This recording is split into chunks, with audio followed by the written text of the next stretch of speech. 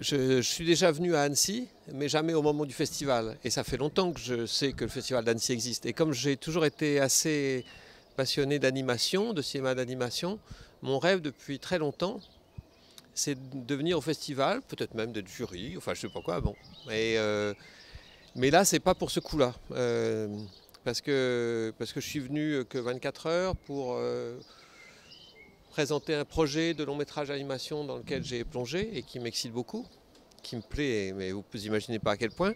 Donc on est venu là pour lancer cette affaire, si vous voulez. Alors en ce qui concerne l'adaptation du livre de Jean Telet, Le magasin des suicides, pour tout dire, quand on m'a proposé ça, quand un jeune producteur, Gilles Podesta, m'a proposé ça, je lui ai dit non, c'est pas intéressant d'adapter ce livre, ça ne me va pas. Et il m'a dit non, non, mais attendez, laissez-moi aller jusqu'au bout, c'est pour faire un long métrage d'animation, pour l'adapter en animation. Et là, d'un seul coup, ça m'a ébloui, quoi, parce que je me suis dit ah oui, voilà une idée brillante, originale et tout. Mais aussi et surtout parce que ça me permettait d'aller dans quelque chose que j'apprécie mais que j'ai jamais pratiqué, que je connais sans être un professionnel d'eux. Et par exemple, quand j'ai commencé quand j'ai écrit, c'est fini, j'ai fini d'écrire l'adaptation du bouquin, et j'ai vraiment écrit avec une tournure d'esprit par rapport à l'humour, par rapport à la nervosité des scènes, par rapport à la mise en scène à venir, etc. J'ai vraiment écrit dans une optique animation, c'est-à-dire que c'est un projet pour moi complètement inédit, quoi. Et j'ai pas du tout, depuis la première seconde, je n'aborde pas ce projet comme un projet habituel. C'est pas comme si je faisais un film en prise de vue réelle, sauf que ça deviendra des dessins. Non, non, pas du tout. C'est autre chose, quoi. Ça ouvre des possibilités inouïes, quoi, en plus. Alors ça me botte, mais vous imaginez pas à quel point. Alors, on a opté pour une technique en 3D. Et comme le film, ben, il commence à être sur les rails maintenant, donc il est pour dans 3 ans, quoi. Enfin, voilà. Et je pense que ça va être de la 3D avec option relief.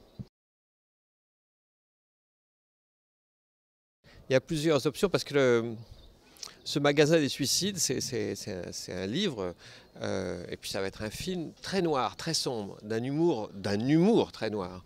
Et je suis arrivé, je crois, à traiter cette affaire-là, cette adaptation, de telle manière que ce soit très noir et très joyeux.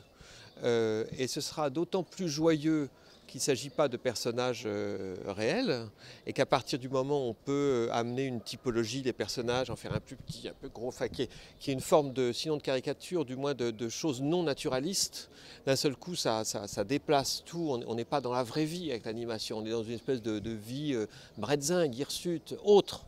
Donc ça permet déjà de décaler beaucoup les choses. Et puis en plus, je l'ai transformé en film musical, c'est-à-dire qu'il y a des chansons, il y a de la musique, donc il y a une espèce de gaieté, des paillettes. Ces gens-là, les gens du magasin des suicides, la famille Tuvache, ils vendent tout ce qui est nécessaire pour se faire sauter le caisson. Donc c'est affreux, hein, mais ils le font comme des épiciers de bonne humeur. Enfin voilà, il y a ce mélange de gens qui sont au bout du rouleau, désespérés comme c'est pas permis, et qui n'ont comme seule issue que le suicide. Mais on leur propose ce qu'il faut pour se suicider. Et ce mélange-là, il est inouï, quoi, vraiment. À l'arrivée, ce ne sera pas du tout un film sinistre, affreux, d'abord parce que c'est un film très positif, malgré tout, et qui se termine vachement bien. Et c'est pas un film que pour les grands. Les gosses, ils vont adorer ce truc-là. Il y a un mot que j'adore, enfin il y en a plusieurs que j'aime beaucoup. J'aime beaucoup par exemple le verbe faire. Parce que je trouve que c'est basique, au moins c'est tangible. Mais le mot qui m'éclaire le plus, c'est l'adjectif épatant. Parce que je trouve que quand on dit de quelque chose, de quelqu'un, d'un projet, d'un film, d'un hôtel, d'un lac, de ce que vous voudrez, que c'est épatant, je trouve qu'on a tout dit. Mon image préférée, c'est l'image d'un chat qui dort et dont je ne peux pas penser qu'il ne s'emmerde pas. Et je me dis comment il fait pour glander et ne pas s'ennuyer.